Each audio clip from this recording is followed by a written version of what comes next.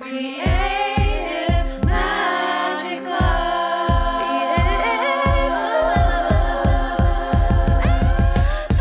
What's up? This is Sarah Mack and welcome to Creative Magic Club. Together, we'll discover inspirational stories of creative entrepreneurs living out their dreams, doing the work they are most passionate about, and building wealth in magical and fun ways. While building a six-figure income as a writer and coach, helping other women to launch their dream businesses, I've connected with so many incredible people and seen it proven again and again that you can thrive financially doing whatever it is you are passionate about. I am here to share life-changing strategies for mindset, making money, and reaching more people with your work in a business and life filled with creativity, freedom, and fun.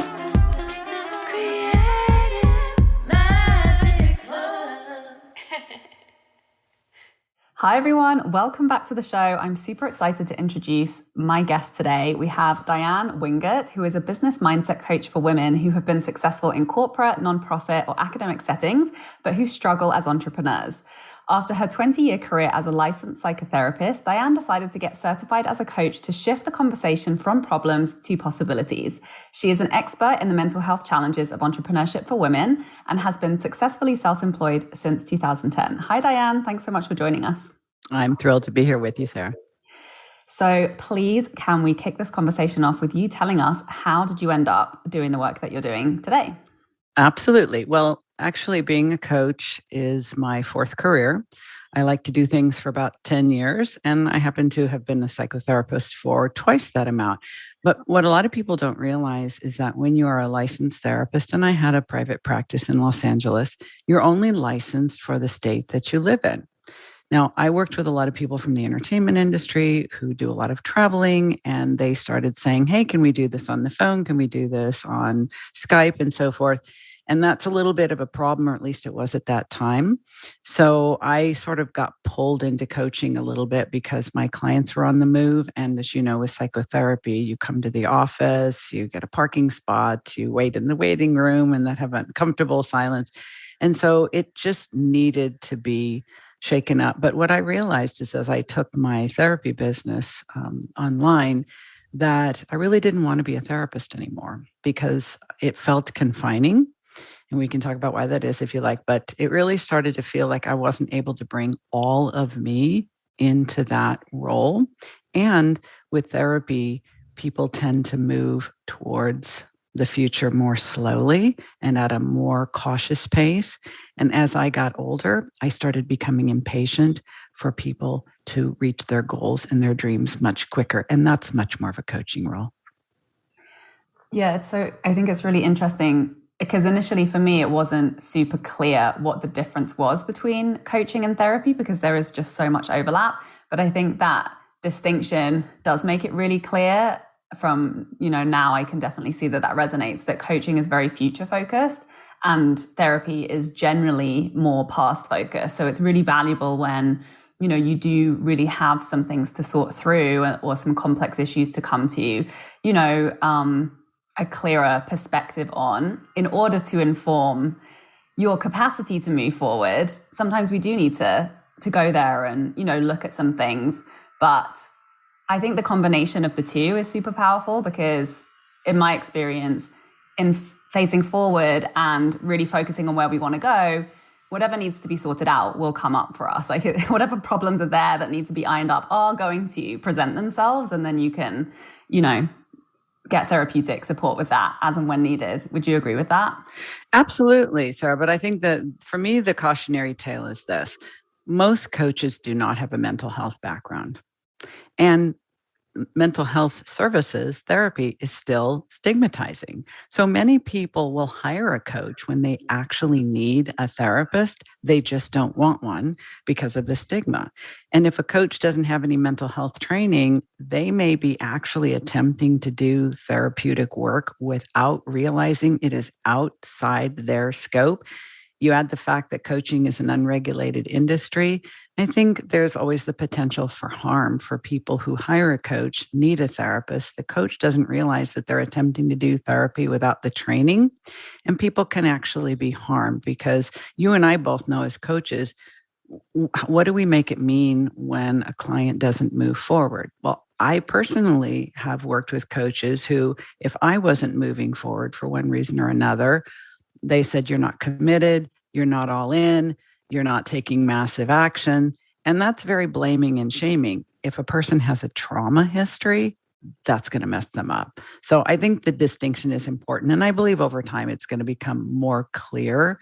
There'll probably be some sort of regulations at some point to protect people from being harmed. But I think for the most part, you can think of therapy as more for healing and coaching is more for growth. And I am all about the growth and reaching your goals because most of us have goals that we haven't reached yet. I know I do. Yeah, I think that's such an important point. And you can see the kind of like the areas of coaching where there tends to be crossovers when you start to bring in like inner child healing work. And, there's a lot of forgiveness work, particularly in like the money mindset journey, which is such a big part of entrepreneurship. And, just realizing how much of our behavior and our results, particularly around money, so often stems from our conditioning in our childhood. And yeah, I think it's really important to recognize that. Most of my clients, I recommend to work with therapists at the same time, because anytime you're moving into growth, you just, stuff comes up. Stuff comes up. I always think of it as like, you're always digging up something from the past, even if you don't have a shovel in your hands. This is what growth does to us. You know it, and I know it. Whenever we are engaged in a growth process, we are attempting to leave our comfort zone and move towards a different level of functioning, a different level of consciousness. Of course, your ego and your brain is going to try to hold you in place. So it's going to throw whatever it has to throw at you. And most of us are where we are and not further ahead because of limiting beliefs and other things, that come from our distant past that we don't even realize are holding us back. Yeah, so I'm super interested as somebody who's had experience, extensive experience as a therapist and also as a coach. Particularly in that transition, because I know a lot of coaches come from mental health backgrounds because coaches are just, innate healers, naturally very compassionate with a real desire to make an impact and, help people transform and improve their lives.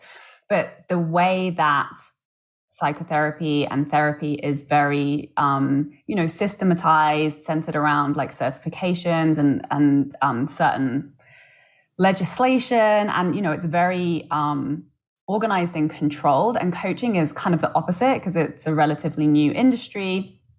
And there's a lot of, I see particularly with clients and other coach friends, navigating that shift in terms of, well, I'm moving to help people in a different way. But obviously you have that all of the frameworks and the tools and the processes and all of the experience that you've had in therapeutically treating people. Like, how did you start to integrate that knowledge into a new practice and kind of step into, this new framework, which doesn't really have any rules and in terms of like the amount of freedom and what you're focusing on and which tools and which ways you're supporting people? And I guess, what were some of the main shifts in your practice? Particularly around supporting people as a therapist, as a coach who is also trained as a therapist? It's a really astute question. Thank you for asking. I think in the beginning, because it's about 6 years now since I started transitioning over, one of the reasons, and I don't know if I made that clear enough earlier, is we decided to move from Los Angeles to Oregon. The moment I left the state, my therapy credentials were no longer active. So I was either going to have to get relicensed as a therapist in the new state or do something different. And by that point in time, I had realized that I didn't really want to do the very slow, methodical work of helping people heal. By that point, I kind of felt like a lot of the people I was seeing were holding themselves back from growth because of their attachment to the past and what they believed it means about them. And for those who were able to sort of release their grip and move forward, some of those clients were actually able to transition from therapy clients to coaching clients. But what it also required of me was several things that I think are critical. One, trained as a therapist, I had the mindset that the client is fragile, that the client has challenges and struggles, that they needed help to return to their former level of functioning. So I have a very strong, very direct, and pretty dominant personality. You've already picked that up a little bit. And so I was always more eager for the person to move forward as quickly as they could. But with therapy, you really do have to go at the pace the client is. People are fearful of change by nature. Few of us are, love change, but most people resist it and avoid it. So if you're always going at the client's pace, you are always going at the pace of fear. And that started to feel very uncomfortable for me. And it just seemed like it took people much, much longer to move forward. And I think the longer that you stay in an impaired state, the more that becomes your identity and your destination. So some of the things I had to change were the way I viewed people, as instead of impaired or limited or challenged or fragile, I had to see them as complete and whole, lacking nothing, and maybe just in need of guidance and sometimes challenging. And let me give you a specific example.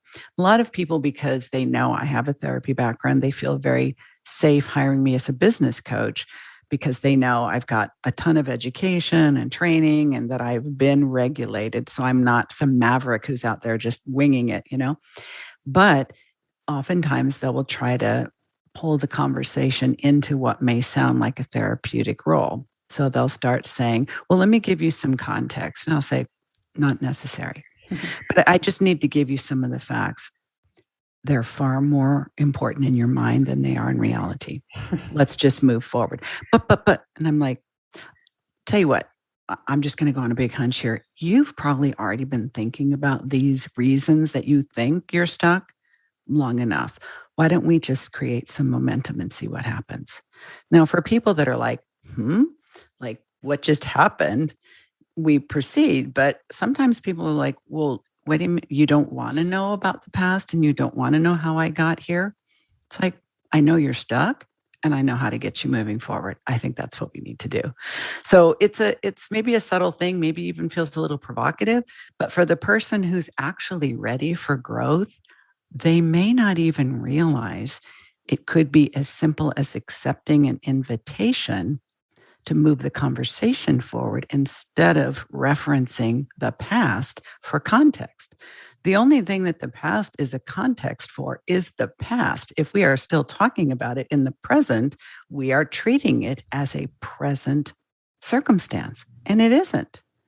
So that's kind of one important thing. And I think also with therapy, you're literally making it up as you go along. And what I mean by that is therapy proceeds one session at a time. In reality, I didn't even know this, but 50% of people drop out of therapy after a single session. I didn't know that because I worked with people over long periods of time. But because of that, you never know what your session could be your last. So you kind of treat it as a single entity, sort of if you would think of a one-off coaching conversation. But with coaching the way I do it now, there is always a goal. We are always measuring our progress towards that goal and addressing whatever obstacles are standing in the way of creating that forward momentum. So therapy kind of always felt sort of, how do you know when you're done? But with coaching, you should know, at least the way I do it, exactly where you are, exactly how much progress you made, and where we're going next. So it feels to me much more forward focused, much more purposeful, and much more targeted as opposed to, sort of just developing more insight. Listen, insight is great and necessary, but it's not enough to get people moving forward. You got to take action. And that's where the action is. When people start taking action instead of just talking about it or thinking about it, that's when you really see what you're dealing with. With therapy, talk. And at some point, I didn't want to listen anymore because I felt like I was helping them stay where they were, not where they wanted to be.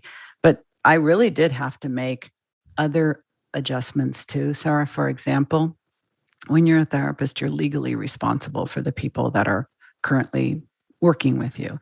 Legally meaning if someone becomes suicidal, I'm legally responsible for keeping them safe. If they are involved in, addictive behavior or they're abusing someone or being abused, I was legally mandated to report that and address that.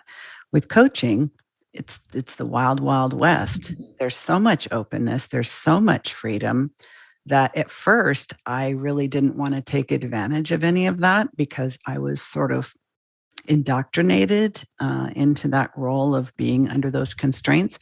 But once I got the hang of it, one of the first things I loosened up on was how direct I am. I always felt I needed to restrain that with therapy clients. Now I am very direct. And the people who choose to work with me really appreciate it because I get to the root of things quickly. The other thing is I swear a lot in my personal life.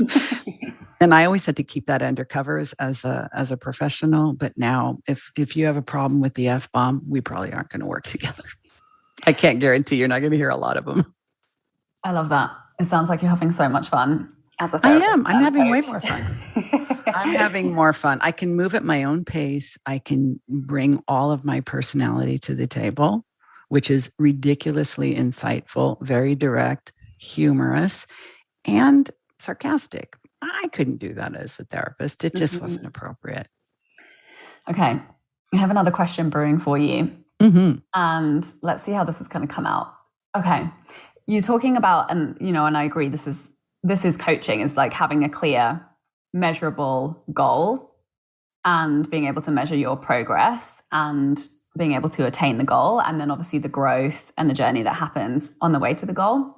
What's your perspective on like emotional goals? Because I don't know if you're familiar with Danielle Laporte's The Desire Map. I think it originally came from her idea of just, like leading with how you want to feel. And then, practicing, creating new neural pathways and prioritizing activities and habits that allow us to embody our desired states more than the undesired states.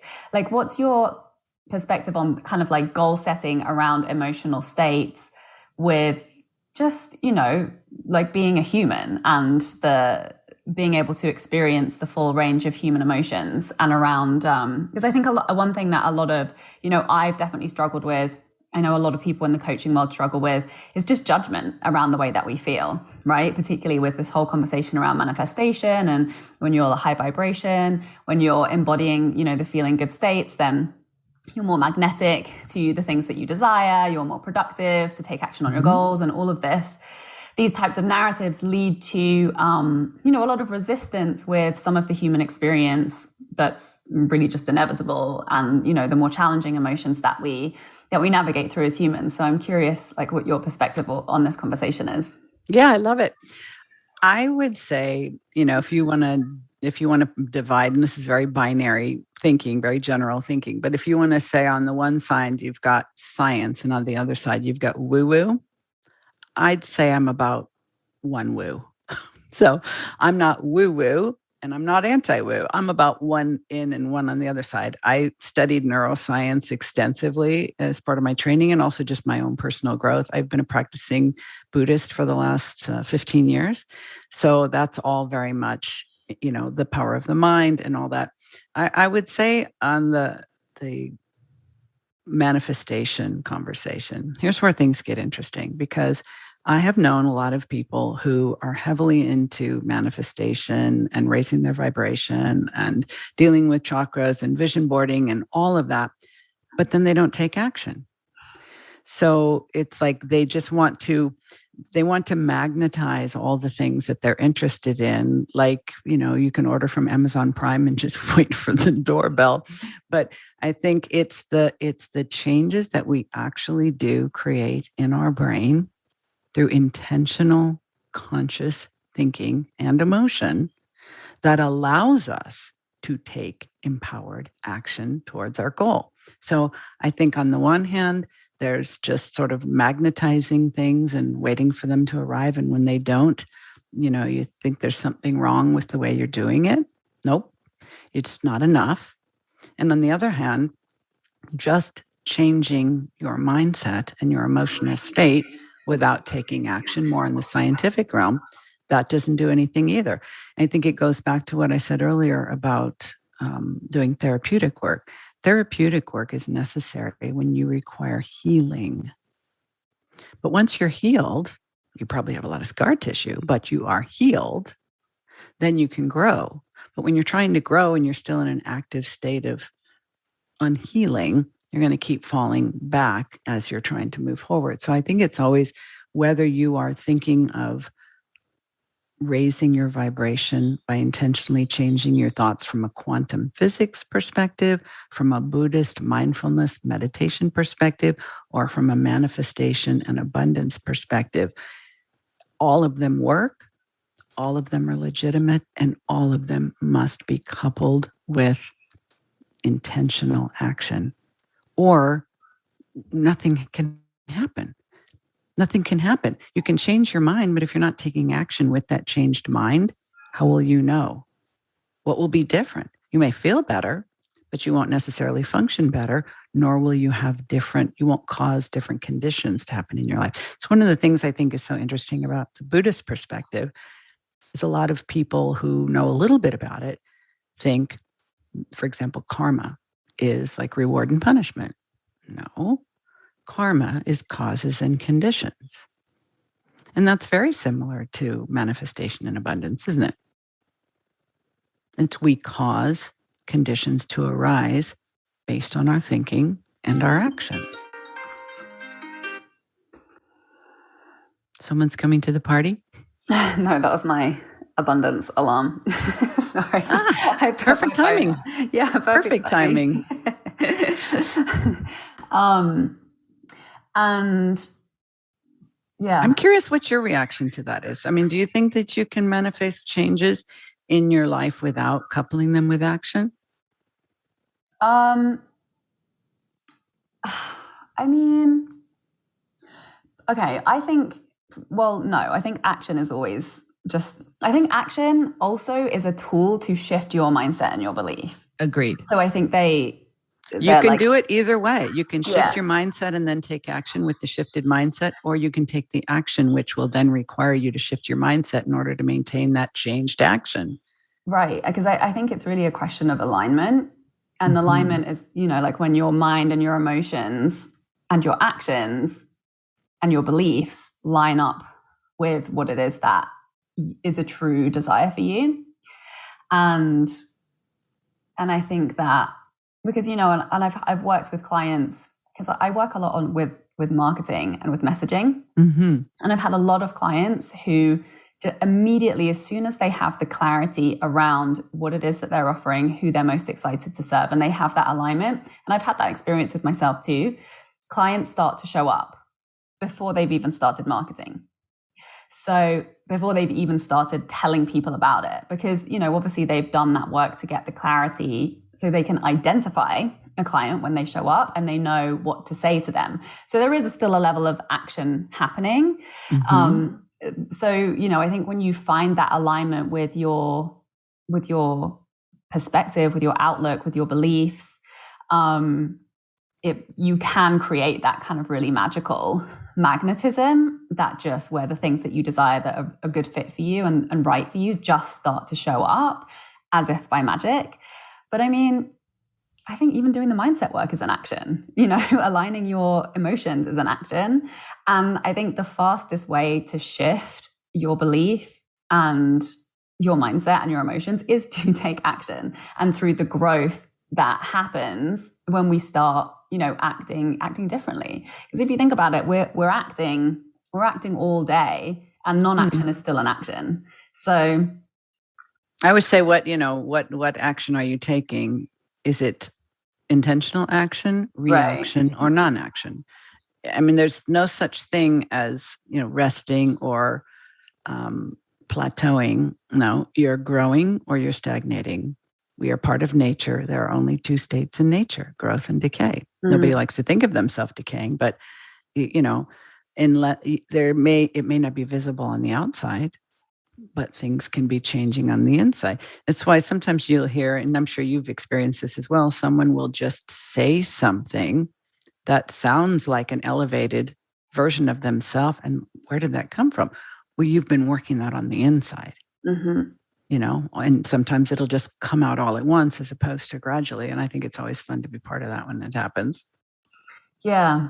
And I think for me, what seems to be true is in growing my capacity to be present with all of my emotions, it grows my capacity to just create and to be present with life and to, I guess, stretch myself to you're not resisting anything. Right.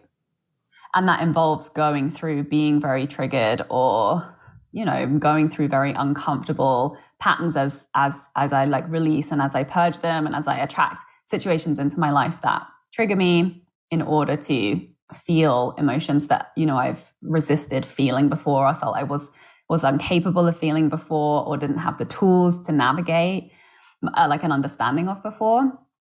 And I think that's why it's, as a culture, we really resist feeling the full spectrum of our emotions because it's so illogical in contrast to the frameworks through which we're so comfortable kind of like seeing and digesting the world. And yeah, I feel like we're in that's just like the big kind of awakening moment that we're in, is kind of building this greater emotional intelligence to be able to experience more of who we are. Well, I think you mentioned earlier that that's really where our creativity comes from. I love working with creative people who often tend to be very sensitive. And people that are sensitive need to be aware of what level of sensitivity they have, what level of reactivity they have, and how hardy they are. Some people are so sensitive and so reactive that they're not very hardy. When they get triggered, they go down, they stay down. And it takes a long time and a lot of effort for them to come back up. Knowing that about yourself and how to not only create those improved conditions within yourself and create greater resiliency, which I think is also what we're talking about, but also something I call environmental engineering. Like, while you are in the process of increasing your capacity and developing your resiliency, there may be people and situations that you need to avoid until you're at that new level, especially really, really sensitive people. They can't just partake of everything. I think of them as the orchids, not the daisies. Daisies can grow anywhere. They're basically weeds. Orchids need special handling. That's amazing. I love this conversation. What would you say is like the main message on your heart that you wish more of your people in your community and your client base knew? I think one of the things I find myself sharing with just about everyone, even in my personal life, is a much better understanding of what it actually means to be a creative. Because most people who are creative, they understand that they're also sensitive, but they don't necessarily always appreciate that that is actually a gift.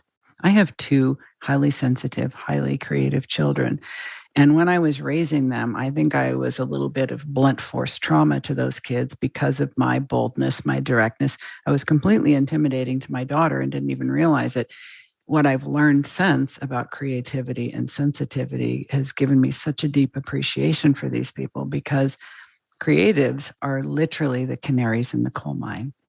They, being the most sensitive among us, are the ones who show us what is changing in our environment and what we need to pay attention to, which is also where the opportunities are. So we need them.